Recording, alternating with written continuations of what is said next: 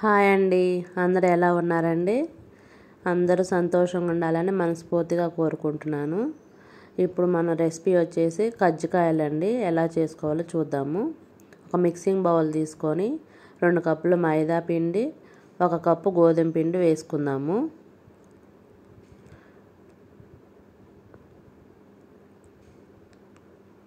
మీకు మొత్తము మైదాతో చేసుకోవాలన్నా చేసుకోవచ్చండి, లేకుంటే మొత్తము గోధుమ పిండితో చేసుకోవాలన్నా చేసుకోవచ్చండి, మీ ఇష్టము. నేనైతే 2 కప్పులు మైదా, 1 కప్పు గోధుమ పిండి యాడ్ చేసుకున్నాను. ఈ 2 కప్పులు మైదా, 1 కప్పు గోధుమ పిండి క్వాంటిటీ వచ్చేసి నాకు 25 కజ్జికాయల వరకు అవుతాయండి. ఇప్పుడు దీనిలోకి వేడి చేసుకున్న నెయ్యి యాడ్ చేసుకుందాము. ఒక 2 టేబుల్ స్పూన్ల వరకు నెయ్యి యాడ్ చేసుకుందాము. దీనిలోకి baking soda 1 spoon, salt 1 spoon add చేసుకుందాము.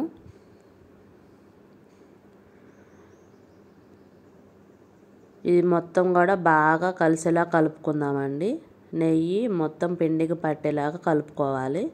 ఇలా కలుపుకున్నామంటే మనం చపాతీ చేసుకుంటాం కదా, అవి కజ్జికాయలు ఆయిల్లో ఫ్రై చేసినప్పుడు ఫ్లఫీగా పొంగుతూ చక్కగా వస్తాయి.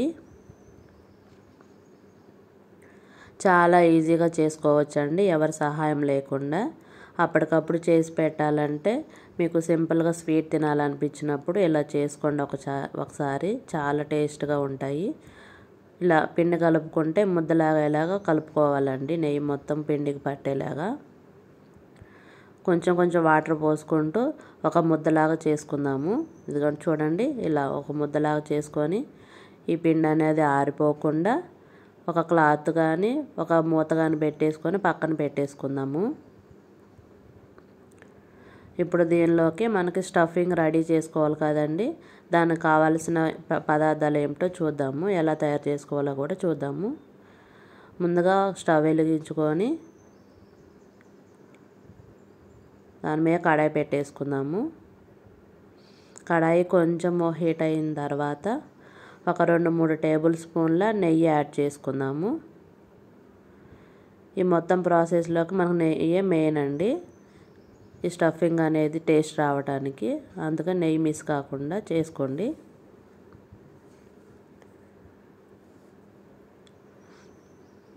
ఈ నెయ్యి కాగిన తర్వాత ముందే చోప్ చేసి పెట్టుకున్న బాదము, కాజు 2 కలిపి ఫ్రై చేసుకుంటున్నాను. మీ ఇంట్లో ఇంకా వేరే డ్రై ఫ్రూట్స్ ఏమైనా ఉన్నా కానీ యాడ్ చేసుకొని చేసుకోవచ్చండి, చాలా టేస్ట్గా వస్తాయి. చాలా ఈజీగా సింపుల్గా చేసుకోవచ్చండి ఈ కజ్జికాయలు అనేటివి. ఒక 1 అవర్లో అయిపోతుందండి ఒక్కళ్ళే చేసుకోవాలంటే. ఇద్దరు ఉంటే మాత్రము త్వరగా అయిపోతాయి. నేను చేసుకునే క్వాంటిటీ తక్కువ కాబట్టి నేను ఒక్కదాన్నే చేసేసుకున్నాను.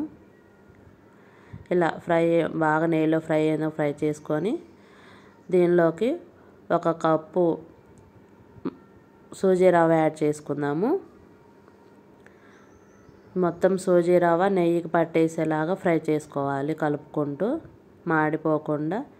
మంటను లో టు మీడియం ఫ్లేమ్లో పెట్టుకొని మాత్రమే ఫ్రై చేసుకోవాలండి ఈ మొత్తం ప్రాసెస్ అంతా. మంచి కలర్ చేంజ్ అయ్యే వరకు మనం ఫ్రై చేసుకోవాలి. ఇలా నిదానంగా కలుపుకుంటూ మంటని మీడియం ఫ్లేమ్లో పెట్టుకొని చేసుకోవాలండి.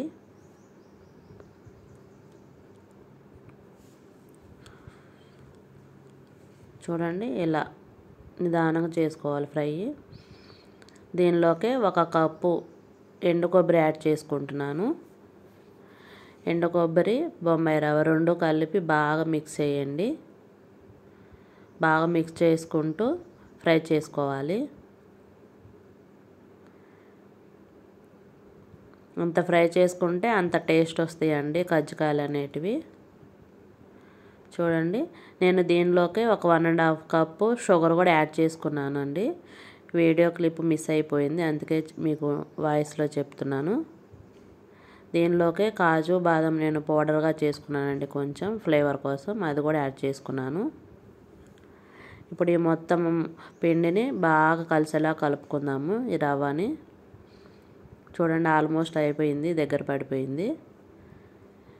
ఇప్పుడు ఈ స్టఫింగ్ అనేది మనం పక్కన పెట్టేసుకుందాము. పక్కన పెట్టేసుకొని ఇప్పుడు మనము చపాతీలు పిండి ముందే కలిపి పెట్టుకున్నాం కదండి, చపాతీలు రోల్ చేసుకుందాము.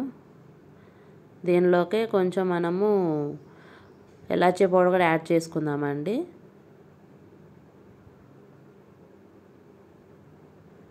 ఫ్లేవర్ బాగుంటుంది కదా, ఫ్లేవర్ కోసం ఇలాచీ పౌడర్ యాడ్ చేసుకుందాము.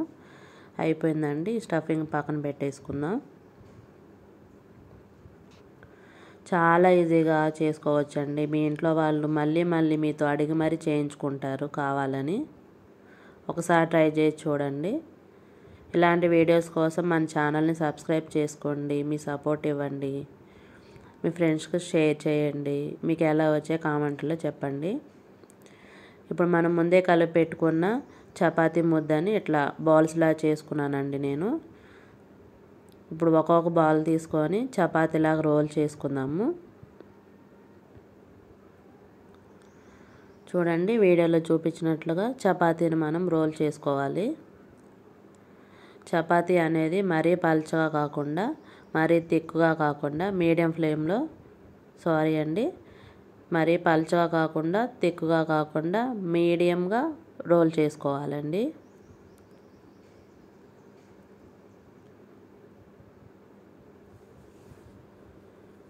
ఇలా చేసుకొని దాంట్లో స్టఫింగ్ పెట్టుకుందామండి. కజ్జికాయ చెక్క తీసుకొని ఇట్లా వీడియోలు చూపించినట్టుగా ఒత్తుకోవాలండి కజ్జికాయని. ఇలా నేను మీకు శాంపుల్ కోసం కొన్ని చేసి చూపిస్తున్నానండి వీడియోలో. నేను మొత్తం చేసేసుకొని పక్కన పెట్టేసుకున్నాను రిమైనింగ్వి. ఇలా ఒక్కొక్కటి రోల్ చేసుకొని కజ్జికాయలో చేసుకొని పక్కన పెట్టేసుకుందామండి.